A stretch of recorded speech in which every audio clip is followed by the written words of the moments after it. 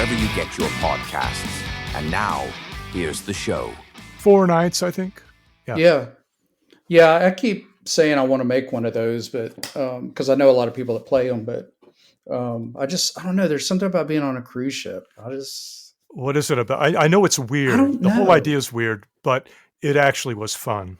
Was it? Yeah, and as far as the weather, I mean, I brought Dramamine because I get seasick, but it's totally, it's a solid boat, and sometimes you can feel it move just a little bit, just a Hmm. tiny bit.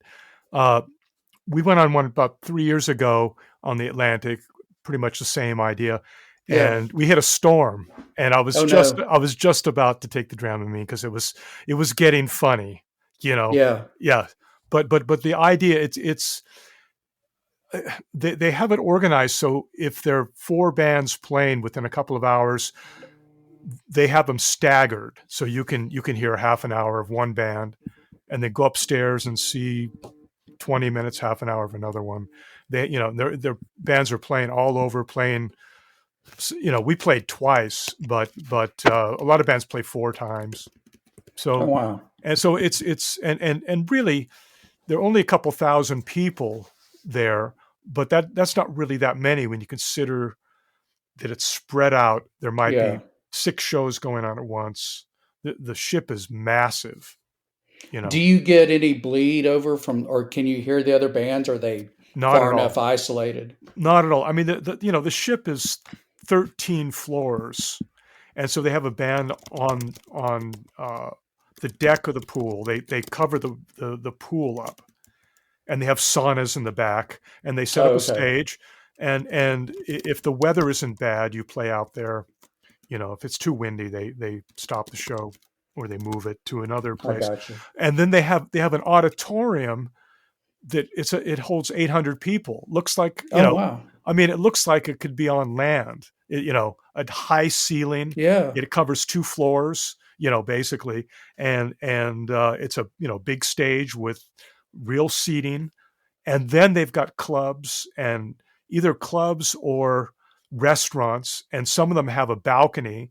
You know, so Yeah. you know, there's a crowd on the bottom. You can stand on the top. You can eat at a restaurant. It's pretty, you know, it's organized very well, and there's plenty to eat. And Of course. There's always that buffet. yeah, but it's the strangest thing that I experienced was on the first cruise we did. About it was pretty much the same thing on the Atlantic, and there was a band playing around 9 or 10 o'clock at night, and I was kind of bored with the band, so I said, okay, walk around the ship. So I went to the rear of the ship, and there was another cruise ship right behind us, and there was music coming out of that one. And in the Oh mid really? Atlantic, it was such a weird, you know, Yeah. feeling to they're like, what's going on? Humans are taking over the sea, you know, and rock and roll's taking over the sea. Yeah. So Where did y'all sell out of? well, it was out of Miami. Okay. Which ports did y'all hit? Where does it go? This time it went to we went to Nassau, and Okay. I didn't get off the boat. So, uh, but you know, if I wanted to scuba dive or, you know, Yeah, buy whatever. trinkets, you Be a know, tourist. yeah, I wanted the rest. Yeah. Yeah, that's cool. I mean, I don't know. I see, like did you see Jesse by any chance? Dayton? I did. Oh, well, not that on that one. He Yeah. No, the one you just got was on. uh was he on that? I don't know if he was or not. I know he was doing one. Um, he had posted about it, but I don't Yeah. know if he was He on with you wasn't. I guys or mean, I not. didn't see him playing. He wasn't on the list, and I didn't see him. You see most people walking around, Yeah, you know. Yeah. yeah, yeah. I haven't talked to him in a while. I know he had posted something about being on there. I didn't know if he was on with you guys or not. So I was going to ask you something else. So I know Billy's been sick. How's he doing? He's doing fine. He had some things to deal with a couple of years ago. You know, Right. we canceled one part of a tour, but uh, he's actually doing fine. You know that. I mean, you know, you don't know. You know, what is he 70? Is he 77? I think. Oh wow. Okay. Uh, something like that. And he's never been the most active person. He leads a sedentary lifestyle, but he seems to be immune to everything. He's had a couple problems, but so he sits down when he plays, and he has some arthritis every once in a while. When he's playing a while, he's okay, but like sometimes the first show, you know, his hand will just freeze up for a second, Oh no. and it's not like he can't play at all, but sometimes it's, you know, you go, why didn't you play that? And he goes, I don't know, my hands were stiff. So that happens sometimes, but he never practices. I think if he warmed up, practiced Yeah, before tour, he'd yeah. be okay. But once he Stay gets limber. going, he's fine. He's Yeah. so I think he's indestructible. It's really I the think the bottom line. band's indestructible, to be honest with you. So I don't know. We're so lucky that we're still around. I mean, just most bands, their life is is Right. 3 years, 5 years, and I don't know. Yeah, we're the last band standing. It's pretty amazing. Yeah. I mean, I've been a fan of you guys since Los Angeles. Um, I saw y'all play out in Houston when I was growing up, and I mean, I remember walking out of there. It was on a total whim, and I was like, X, who the hell's that? And then, it was like, wow, when I walked back out, and I've been a fan of them and, of you guys and like, the Blasters. I think the Blasters opened for you on that show, if I'm not mistaken. Yeah. But yeah, just, getting back to like the health things, have you noticed anything with your playing as a drummer? Your wrist issues or elbows or anything like that? It's the only thing last year we played a lot of shows because we had the album released. Yeah. And at the end of one tour, I had a problem with my right hand, like what would you call it? Just maybe just it was strained, you know. Yeah. And I, Like and a I carpal tunnel, maybe? yeah, maybe it's carpal tunnel. Yeah, that's I couldn't think of the word. Carpal tunnel. And I let it rest for about, we had a 5 week break. I didn't play at all because it was hurting. In fact, I kind of got back into it, and if I played with any force, it would hurt. So then we had a week, about a week long tour after that, and the first show I babied it, and I got through. And I swear it was the worst show. At least people loved it, but I just felt like I was playing, you know, at my Yeah. lowest. Yeah. When you can't really play with power. And then I just kind of eased in, but it's been fine after that. So I think I have solved the problem. I mean, when I've had time off, I practice. I had like 4 months off, and before this cruise, I practiced every day, and that helps too. But I think the problem was I was using a ride cymbal that was too light. Like about Oh, five yeah. years So ago you, or 6 years ago, we went through. I brought rides. We were trying to play a little softer, and I brought some rides to rehearsal. And Billy's so particular. No, I hate that one. And I brought this 19-inch Armand. Uh, what's it called? What's it called? Not the Sweet Ride. It was called the Armand Ride. It's called an Armand Ride. It has a rivet in it, and it's a yes. kind of a Yeah. nice cymbal. It's too nice to play, I think, with rock Yeah. and What you roll and guys punk do. rock. Yeah. Forget it. And Billy goes, "Oh, I love that cymbal." So I've been playing that, and it sounds good. And we put mics on the cymbals.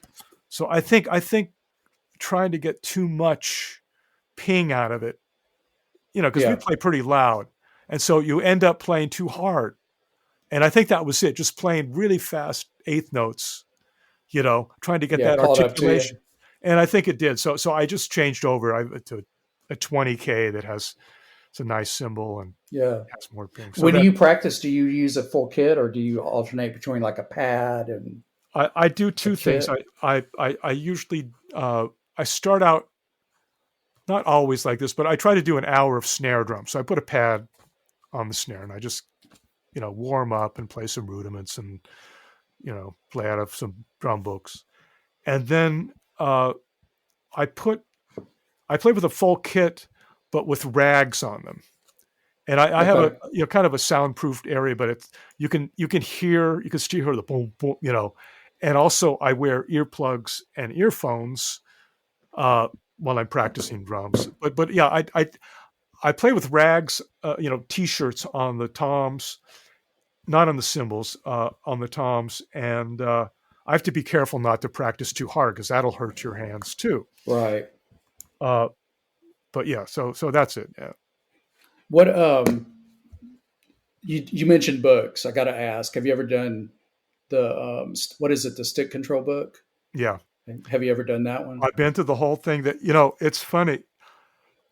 I got that. I think it was the first book I ever bought, and I started playing. I don't know, the end of 1967, way back in the Stone Age, and at that time they say, here, play a single stroke, double stroke, and a paradiddle, and then get this book. And I think a lot of people, because I was a drum set player, I started out kind of a marching band player, but Yeah. you only get through the first 3 pages. And I've had drum teachers go, yeah, just play the first 3 pages and do these variations, and they play between the kick and the snare, and all these, and I played through a couple parts of the book, where it gets into 16th note triplets, da da da da da, and Right. so not until I went back and took lessons from Murray Spivak, the famous drum teacher in LA that everyone takes from, and he waits about 6 months into your lessons and says, okay, now buy stick control. And I went through the whole book, and the way he talks about it, he says in stick control you'll learn about pressure. He says you learn how much pressure to put on the stick, because he likes to keep everything economical. So I mean, even just like it's got billion pages of rolls. So how much, a difference between an open roll and a closed roll. So if you do a closed roll, you put a little more pressure, and he has you play the first 3 pages really slow at 80 beats per minute. So it's like da, ba, ba, ba, ba, ba, ba, ba. Really, he doesn't try. He wants you to play it slowly, and he wants you to bounce, do a rebound. So it gets to be difficult. So you have to kind of control that, learn to play at the slowest tempo, but play in time. But yeah, a lot of the book is just about trying to play different rolls at different speeds, because a roll is at the same. To play a roll, you play it at the same tempo, basically. Like if you're playing a I don't know, a 9-stroke roll, if you go da da da da da da da da da da da, that doesn't sound right. So you'd have to have to play a 15 or something. Da, da, da, da, da, da, da. So a lot of the book is that, and it's also, you distinguish between what he would call a finished roll and an unfinished roll, and that's basically if there's a tie on a roll. So if you're playing a 9-stroke, you go da da da da da da da da da. You play, but if you're playing the same thing with there's like a space in between. You play a 7-stroke, so you go da da da da da da da da da. So if I slowed it down, 1, 2, 3, 4 da da da da da da da da da. That'd be a finished roll, and an unfinished roll would be da da da da da da da da da da, and the last beat. But it's interesting, the way he teaches rolls is that when you're learning the rolls, he has you play the downbeat, like the last beat, on the upbeat. So if you start with a 7-stroke, you go da da da da da da da da da da da da da da. You hit that accent, and he has you do it on the on the upbeat, because he wants you to play the double strokes as cleanly as possible, as opposed to going, and hitting the downbeat. So, and then when you get into stick control, you learn to temper that last beat to do an unfinished roll. So, you're practicing da da da da da da ba da da da, and then suddenly you're playing da da da da da da da da da da. You're hitting that last beat of the 7-stroke roll really light. Yeah. So I don't know that. And then all the flams and all the flam pages, all the yeah. So I finally got through it, and then I went to Accents and Rebounds, his follow up book, Yeah. which is, yeah, that's a bitch. What what got you? Who was your influences? Why did you go? I want to play drums. What made you do that? Okay, I'll give you the mythology first, and then I'll tell you what it was. My family had a picture of me at about 18 months, uh, crawling uh, on the kitchen floor, pulling pots and pans out of the cupboard, and they called me the plumber. And it's funny. I just went, "Oh yeah, isn't that funny? I'm the plumber." And about 10 years ago, I was looking at that picture. I go, "God, I'm so stupid." You know, I mean, you don't know what you were thinking at Yeah. that age. I was thinking, well, I was playing drums. I was looking for something to hit. So that's the mythology. It may be true, maybe not. But um, I had two older brothers, and my oldest brother played guitar. And at one point, and we were listening to music on AM radio. It was at that time. It was out here was KHJ, KRLA, KFWB, and they were playing the Beach Boys, the Beatles, um, Motown. There, as time went on, they'd play Dylan. So we were into music, and I bought a guitar, and I wasn't really into it. I didn't quite take, but I was always hitting things. I had a frisbee that I got some drumsticks from my brother's friend, and I started hitting Really? I started hitting, and I think I was, playing to something like "She Loves You" or something by the Beatles, and so this is what happened. My brother had bands. The first one, uh, his friend left a snare drum and a hi-hat, and I would sit down and play on it. So, and then they had a real band in the garage, and I would sneak in and try to play the drums when they weren't there. So part of it was just the availability, because you don't want to turn on the amp. And the other thing, I think I just felt like Yeah. I wanted that action. I think drummers are I've always been kind of physical, and I've always run around circles, and I think I Yeah. had that hyperactive energy. So Yeah. I just listened to music, and I think, eventually I got a basketball, and I put that by the bed, and the basketball was the snare drum, and the bed was the tom tom. Oh You wow, know, that's funny. Yeah. and yeah, and then I started. As time went on, I took lessons, and rest is history. Did you do the whole marching in school and things like that, I drumline? did what the uh, I wanted actually. I remembered in elementary school, I wanted to join the band, and I wanted to play drums. And I remember that the teacher's name was Mrs. Hafner, and they used to call her Mrs. Halfnote.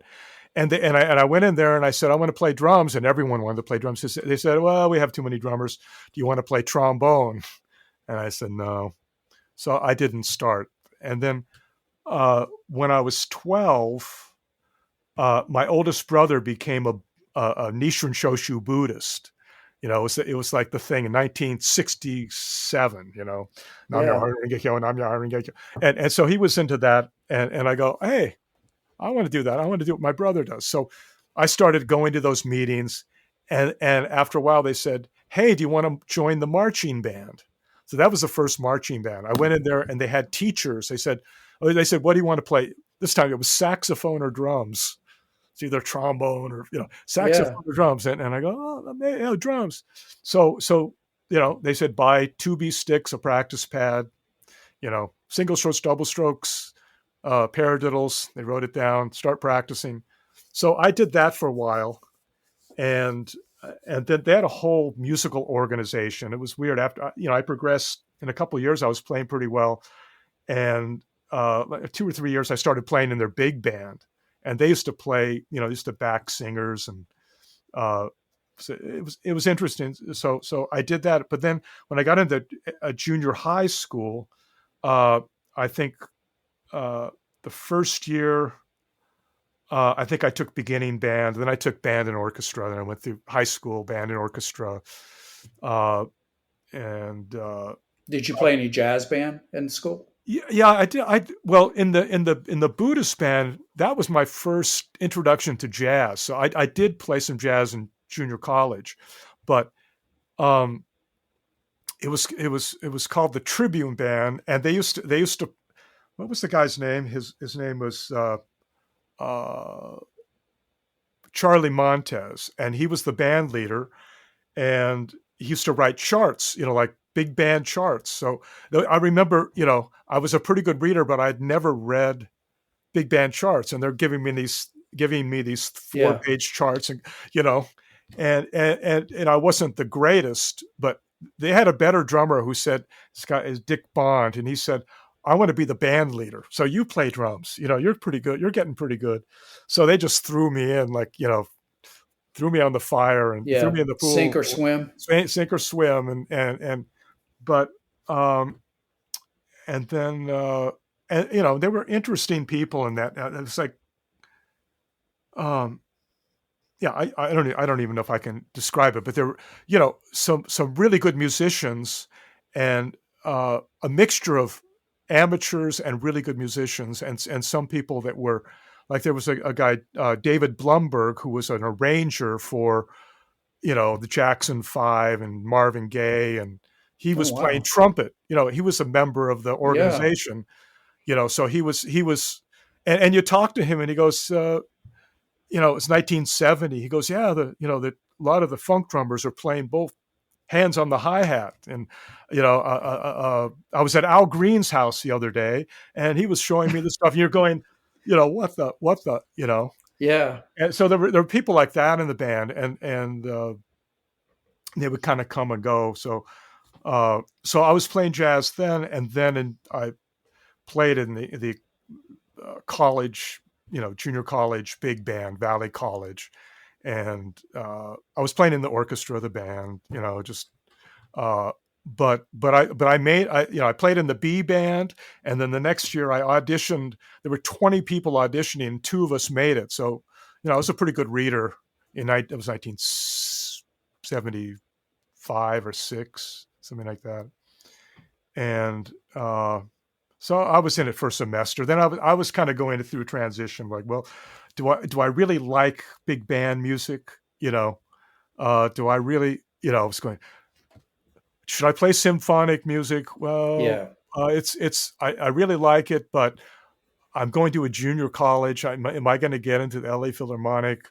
And also, um, I needed more action. Like, I was playing in uh, the Valley Youth Orchestra, and played with them for 3 or 4 years, and we had a percussion ensemble, and we did some of the basic things. We did competitions, and we won first place, and I'm going, well, I like this more, like, where the drummer can actually do something. You're not counting measures, yeah, you know.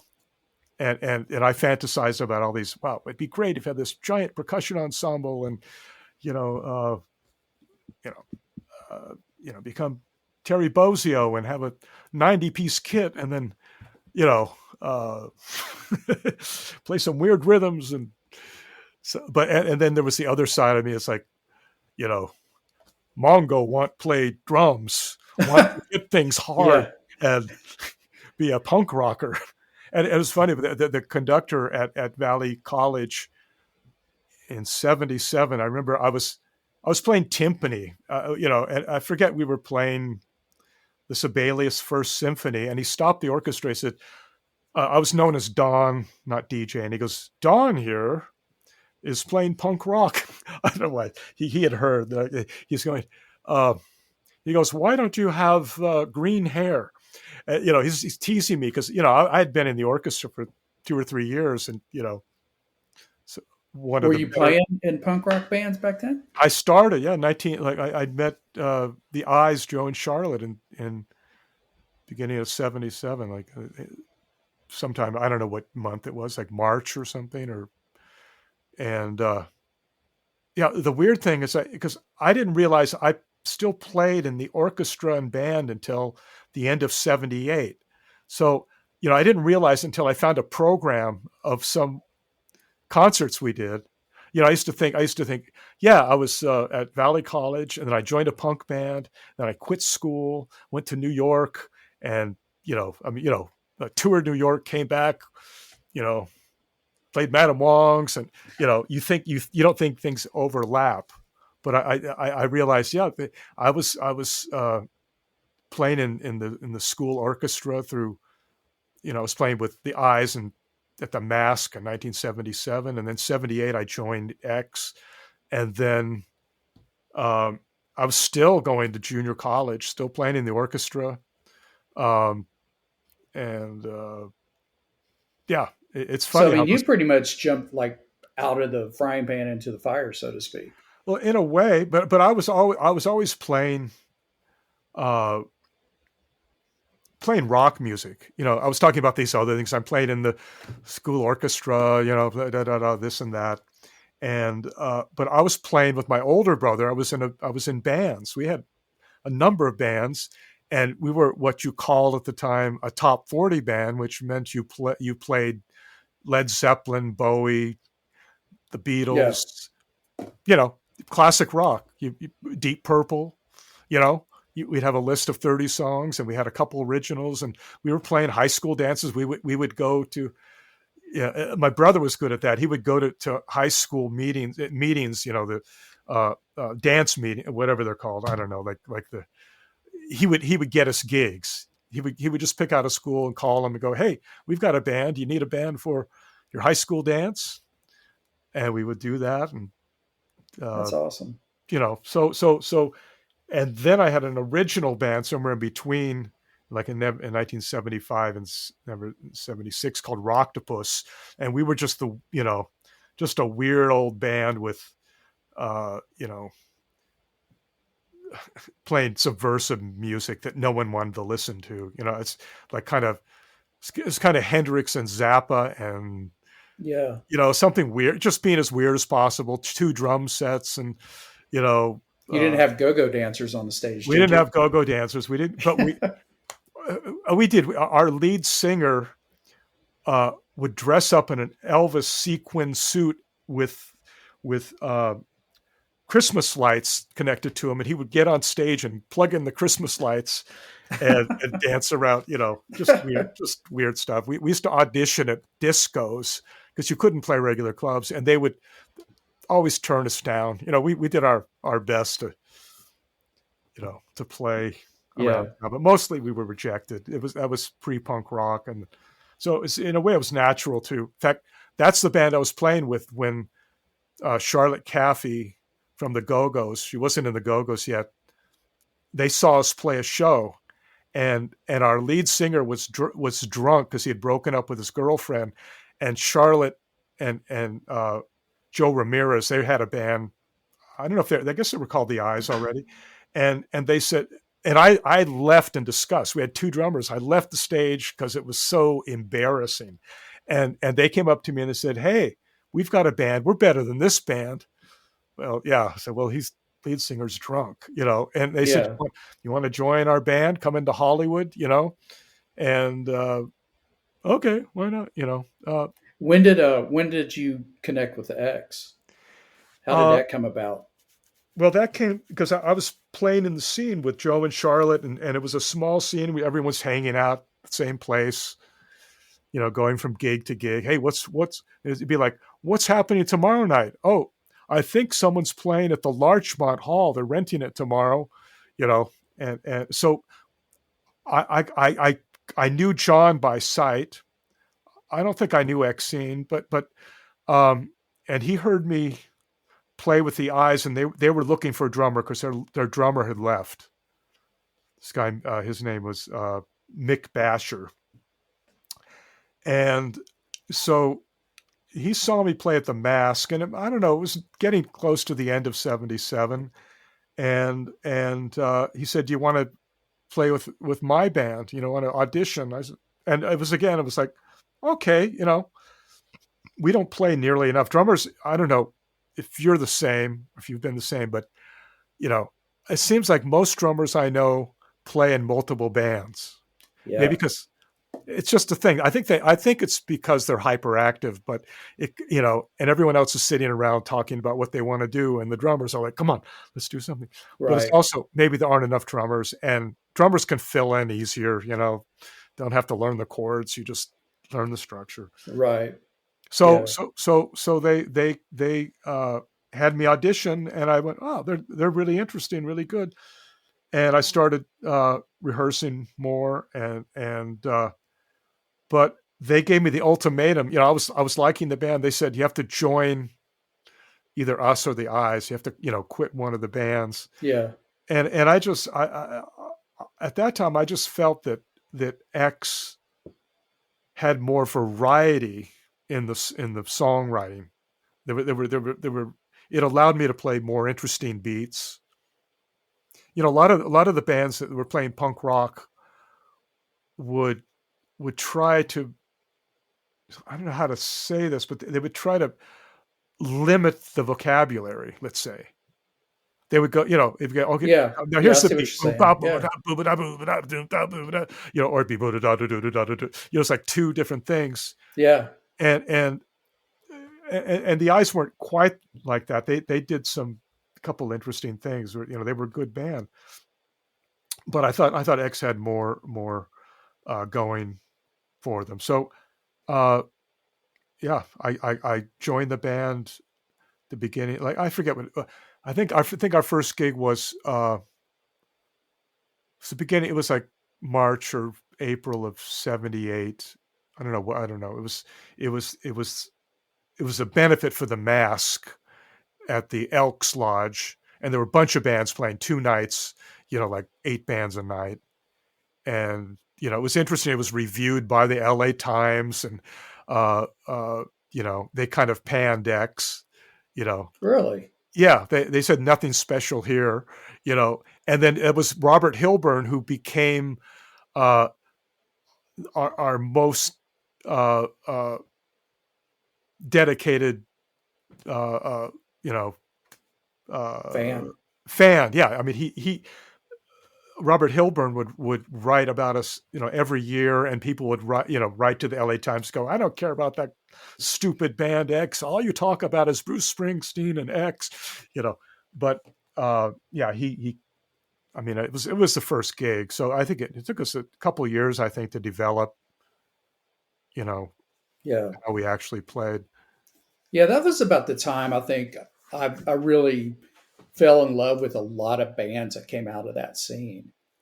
Like you guys, and you had Los Lobos and the Blasters, and you had all these LA based bands that were coming out that were playing, like you're saying, they were playing every night around that scene. And I remember I grew up in Houston, but I remember just thinking, God, I got to get out there. I got to live there just to be part of that. Yeah. And Did you here I did you was. come out? Did you come out? No, no, no. I wish I had.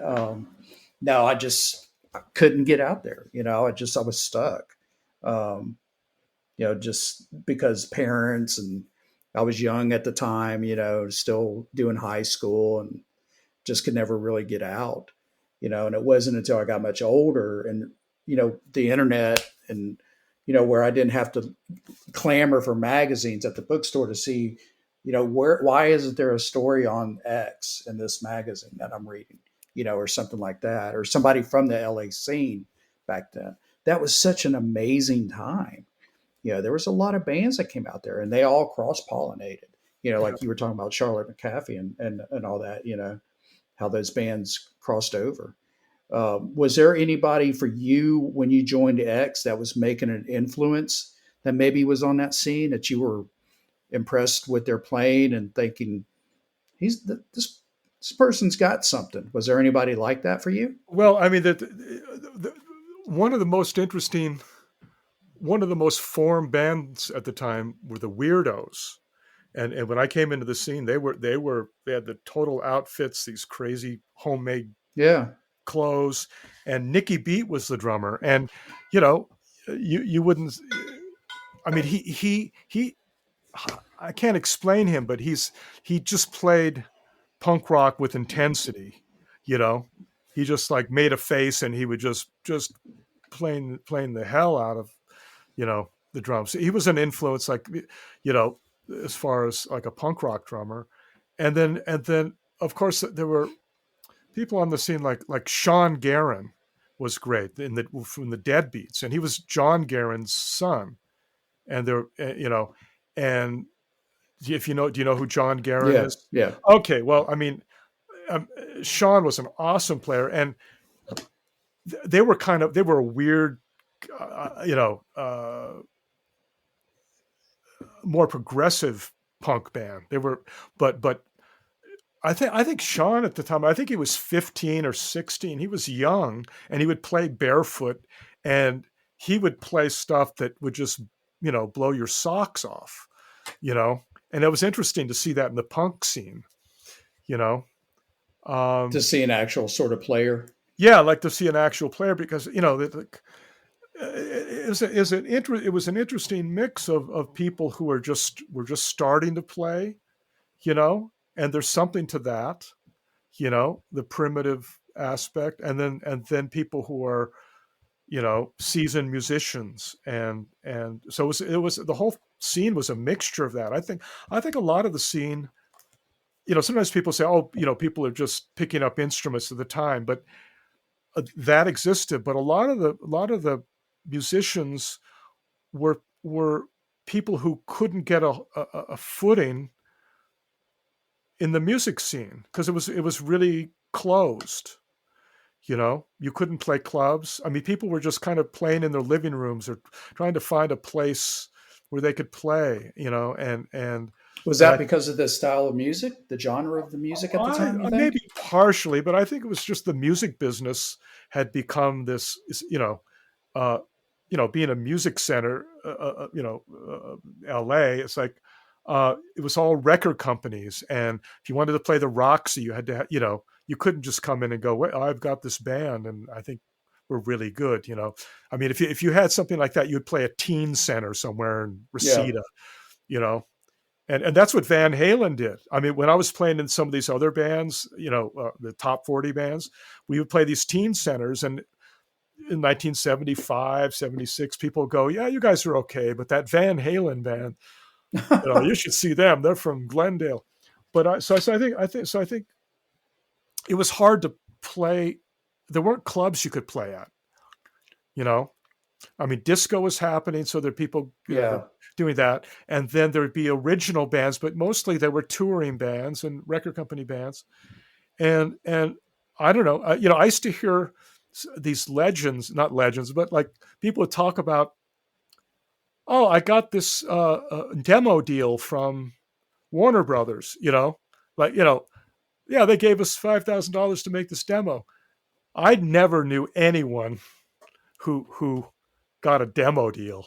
Where would you hear about that? You had to know somebody. I'm sure there was Yeah. nepotism, or you just had to be Yeah. the neighbor of someone who was, in the music business. So I think it was partially the music. I mean, rock and roll, you know, was a little more civilized by that time, as the '70s went on. Yeah. You know, and even bands that were wild and crazy, they kind of went for the radio hits, um and so yeah, it was a little more restrained, Yeah. and I and think so about that same time you start to get some structure, within the scenes where the streams never crossed. This genre stayed over here and this genre stayed over here, and the bands started kind of separating where you didn't have the cross pollination. Like if you look at some of the older bills from back then, you would have um, Van Halen opening for you know, I'll just say Huey Lewis, and you're like, that's completely two different sort of bands. yeah, yeah, You yeah, see those older flyers like that. yeah. It's like the Bill Graham things. I mean, you Yeah, see, Phil. Yeah, uh, uh, uh, what's it? Miles Davis opening for, I don't know, Jimi Hendrix. I don't know yeah, this. I yeah, don't know, but what yeah. weird combinations, and Right. a one man band opening for, for somebody. I mean, I Yeah. saw the weirdest concert I saw was Captain Beefheart at USC, and the Mystic Knights of Oingo Boingo, before there were Oingo Oh Boingo. wow. Yeah. They were, they started their show by they came down the aisle of the auditorium in monkey masks playing drums, and then they went on stage and did something. Then they closed the curtain and come back, and they would do some weird Dixieland scenario. That, it was one thing after another. But opening for them, the first band was a one-man band. So even Yeah. then, I was some strange things. And in the punk rock scene, it was a mixture of that. It was like it depended. There would be the power pop bands, and then the punk bands, and then there'd be weird, the conceptual bands like the Bob and Bob, and like I'm trying to think what. Not Guar wasn't around, but I mean, but that kind of weird stuff, like Yeah. you're messing up the stage and you're doing conceptual, something, or body paint, or there was kind of a mixture of things like that. Yeah. Because that Or was the only place, ventriloquist on the side of the stage, sort of or thing. something like that in a puppet show. Yeah. That's funny. Well, with X, I know you guys have been pretty loyal to your sound throughout the years. Is there anything that you think, in your terms of your playing, that has changed? Have you? Because I mean, to be honest with you, to watch you when you played here on the side of the stage and when you did your solo, it was pretty damn impressive. And I never really associated, um, a drummer playing the music that you guys play to have chops. I mean, to be honest with you, and to watch you do that on the side, from the side of the stage, was just like, wow, man, this guy's really freaking impressive. And I'll tell Jesse, we texted the next day while you guys were on the road, and I told him how impressed I was, with your playing. But do you think through the years your playing has changed in any way? Have you adapted a certain style or anything like that? Uh, well, let's see. I think I have gained more confidence. So I remember like trying to follow the band in the early on, like, you know, oh, Billy's playing like this. I have to, like Yeah, follow what he's doing. And, John gets excited and okay, I'll play faster, and I mean, after playing a billion shows and then playing with a lot of other artists, you learn to be like your own metronome. I mean, you can follow people, but I have more confidence in that way. Like, okay, I'm laying down the beat. You better follow me yeah, because that's my job, you know. And so I don't speed up as much. I used to get excited, and we were on the road a lot. We were drinking sometimes, and I never drink when I play now. I haven't for years, I barely drink after, or if I do at all. right. So in that way, and and I think as time went on, I simplified parts. Even, I would think about it and I go, well, I think I'm playing these funny little fancy little things, but really, let's get down to the nitty gritty. Like, and I had a drum teacher who used to tell me that when I was in high school. Rock and roll is very simple. Yeah, And I'd always try to put something in. They would say, "I hear your jazz influences," and I go, "Oh, I hope okay. Is that a compliment?" I don't. yeah, Sometimes I don't know what that means. So in some ways, I'm simpler. But you said a drum solo. I never thought about playing a drum solo. It just, I don't know how it happened. We played the Hungry Wolf, and I'm playing the Gene Krupa bump bump bump bump on the floor yeah, tom, and it used to be that Billy would play some howling sound, some feedback, and we come back in, and I don't know, somehow that turned into, hey, DJ, play a solo, or the sound, or something happened, or because I really, in some ways, I really hate doing a solo because and I've gotten better with that concept, and it's not that I dream of being Buddy Rich. I could never be any, who could be Buddy Rich? Who could be sure. any of those guys? But so I mean, that's the reason I can kind of do it, because I've practiced solos, and I learn an Art Blakey solo and go, isn't this? It's great, isn't that wonderful? But the thing that got me the most about, I would always be self conscious, and I'd be like, people don't want to hear a solo, and sometimes sometimes be really spontaneous. I'll just play what I want, and other times I'll be going, oh God, okay, should I just vamp for a couple minutes on the floor tom, or play a couple quick licks on the snare and then get out of there? And Yeah. like a really self-conscious, and thinking no one wants to hear a drum solo. But I've kind of gotten it down. I don't know when it's gone back and forth. When you saw me with Jesse, I forget what I was doing, but now what I try to do is I go, okay, I'm committed to this. I'm gonna play something as melodic as possible. Like, I mean, I'll play around, but I'll just go, let me go, Yeah. let me play something that's kind of fiery, and but maybe has something. I'll come up with a little theme, and then I'll just do one final flourish and get out. Yeah. Try to make it just like, okay, there's your drum solo. You wanted it. You paid for it. So, Yeah. Yeah. And the other mixed feeling I have is that I practice enough to I'm 69, so I need to be in shape so I can go on the road, and I generally feel really good. But when I think about the fact that I have to play a drum solo, and now I have to play a vibe solo, which that's a whole different thing. Really? We do two songs with vibes, and uh, well, I'll get to that in a second. But yeah, let me finish the sentence.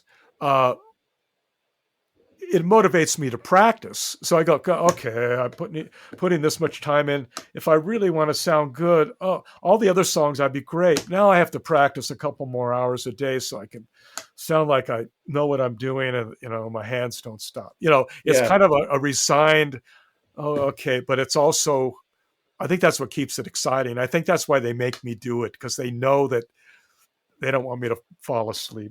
Yeah. But yeah, we started using the vibes. I've been playing marimba vibes for years, but it's always off and on. I'll take lessons, then I'll give it up because it's too much work, and then someone will call me and say, "Play the marimba on this." Okay, and then I take lessons again. It's my whole career has been like that. It's so hard to be a good player. I've a certain amount of facility on it, and I basically know what I'm doing. Yeah, but to be a great player, forget it. So, but we were doing an acoustic version of the band. I don't know, 10, 12 years. I don't know how many years ago it was.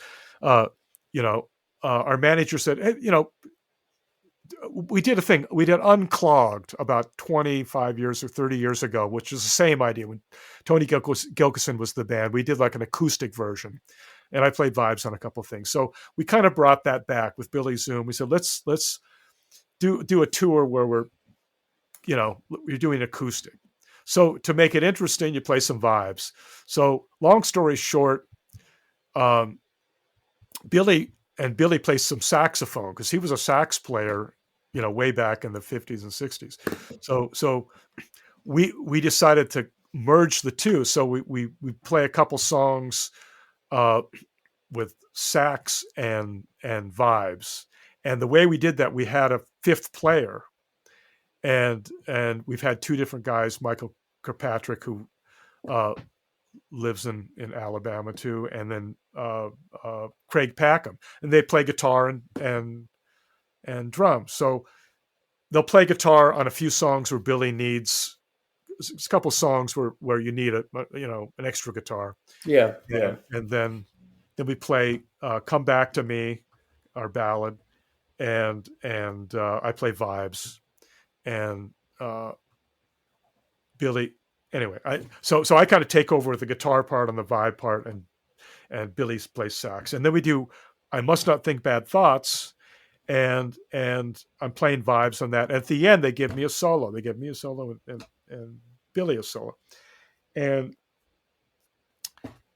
yeah, there are two problems.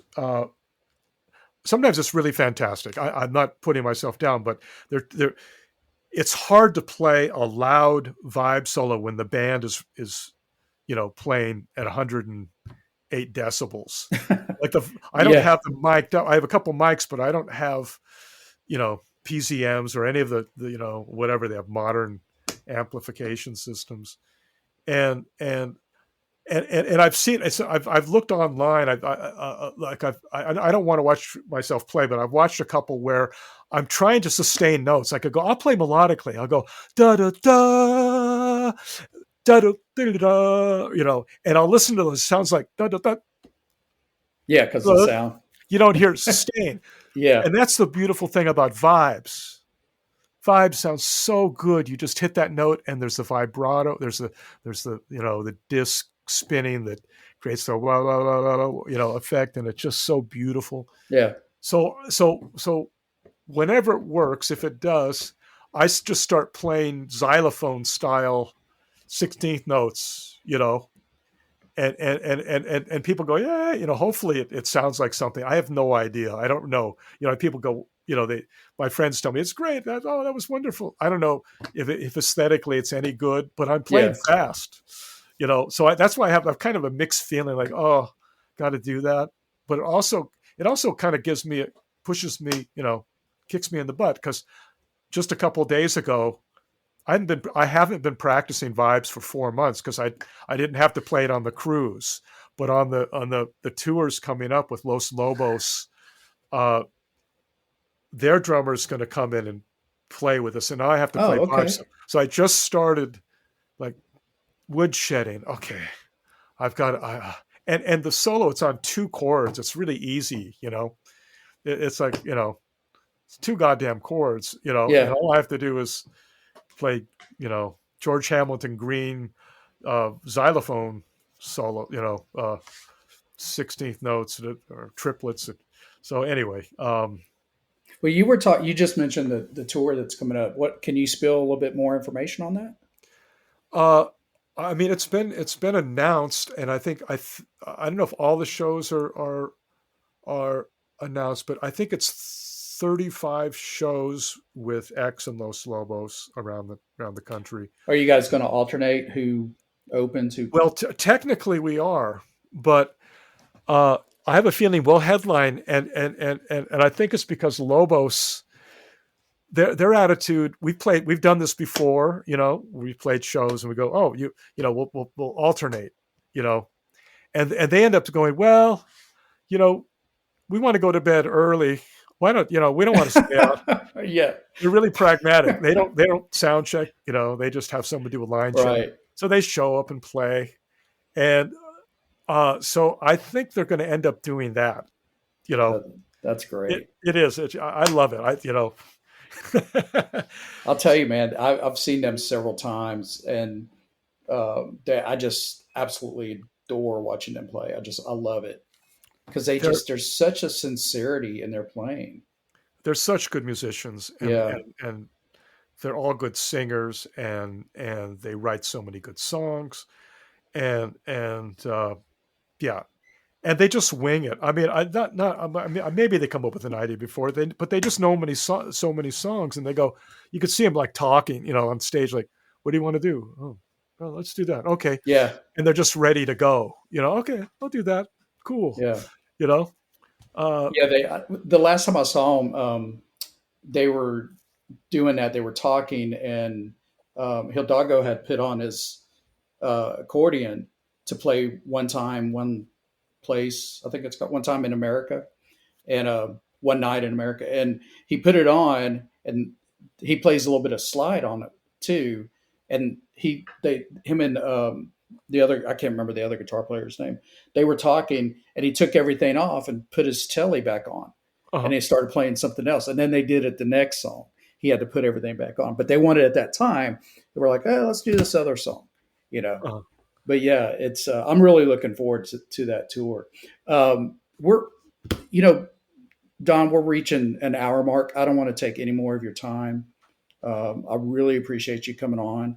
It's my Um, my pleasure. yeah, after the tour, I can get you back on. We can do a summary of it and see how Okay, it's going. it was really Um, good. It was fantastic. yeah, thank you for being on. I appreciate it. It gave me a little Yeah. bit more insight, on the band and X and everything. Um, I will tell you, I was planning on going to Nashville to see you Yeah, guys. yeah, the Ryman. Yeah, so I may reach out to you and see if I can, Okay, yeah, you do know, that. Yeah, yeah, yeah. Let me know, because I don't. I know one person there. I'll probably know a lot of people when we get there, but yeah, let me know and I'll invite you. And that's such a beautiful hall. Yeah, Um, I've seen Isbell and a couple other acts in there. It's beautiful. It's a beautiful place. But yeah, I'll reach out to you when the show gets a little bit closer, and that's great. Yeah, it's yeah, probably make the is it drive up. probably September or something. We're doing a few shows in starting a couple in July and a couple in August, and then most of it starts September, late Yeah. September, October, Okay. November. Yeah. I'll definitely check back in with you, and I'll let you know. I'll shoot you another email when I get your show out. I got to edit 2 shows ahead of yours, Hmm. so I'll let you know when it goes out. Okay. And All right. I'll tell my friends. I won't listen to it. I know what I said. I think. Oh no, did I say that? Uh, I oh don't think no, you said anything embarrassing. no, I don't think I did.